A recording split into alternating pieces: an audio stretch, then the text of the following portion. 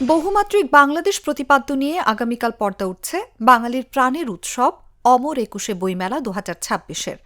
রাজধানীর বাংলা একাডেমি প্রাঙ্গণ ও সোহরাওয়ার্দী উদ্যানে শেষ মুহূর্তের প্রস্তুতিতে ব্যস্ত সময় পার করছেন প্রশাসক, শ্রমিক ও আয়োজকরা। বৃহস্পতিবার দুপুর ২টায় মেলার উদ্বোধন করবেন প্রধানমন্ত্রী তারেক রহমান।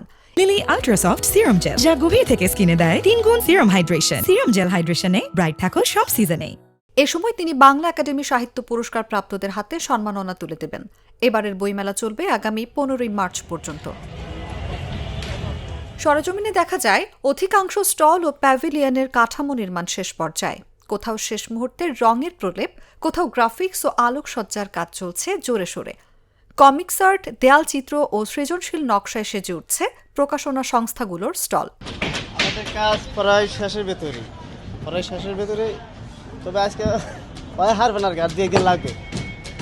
সব কাম করে শেষ, লাস্ট ফিনিশিং মুহূর্ত আর 2 দিন লাগবে।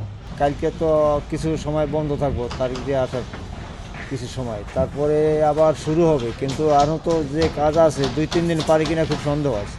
এটা তো বাংলা একাডেমি 20 তারিখ দেওয়ার কথা ছিল, 20 তারিখের জায়গায় 25 তারিখ, ওখানে আবার দিল 26 তারিখ। বইমেলার নিরাপত্তা নিয়ে আশ্বস্ত করেছে ঢাকা মেট্রোপলিটন পুলিশ, ডিএমপি। সংস্থাটির অতিরিক্ত কমিশনার মোহাম্মদ সরওয়ার জানান, মেলা এলাকায় থাকবে 3 স্তরের নিরাপত্তা ব্যবস্থা এবং 24 ঘণ্টা গোয়েন্দা নজরদারি। ডিএমপি ট্রাফিক বিভাগ কর্তৃক ট্রাফিক পরিকল্পনা ব্যাপকভাবে গ্রহণ করা হয়েছে মেলা এবং আশপাশ এলাকায় ট্রাফিক কন্ট্রোলের জন্য। বইমেলা উপলক্ষে কয়েকটি জায়গায় ট্রাফিক ডাইভারশন দেওয়া হবে। মেলা চলাকালীন সময়ে দিনে ও রাতে ঢাকা বিশ্ববিদ্যালয় এলাকায় কোনো ভারী যানবাহন প্রবেশ করবে না। সংস্কৃতি ও সৃজনশীলতার এই মিলন মেলা ঘিরে এখন শেষ রাতের অপেক্ষা।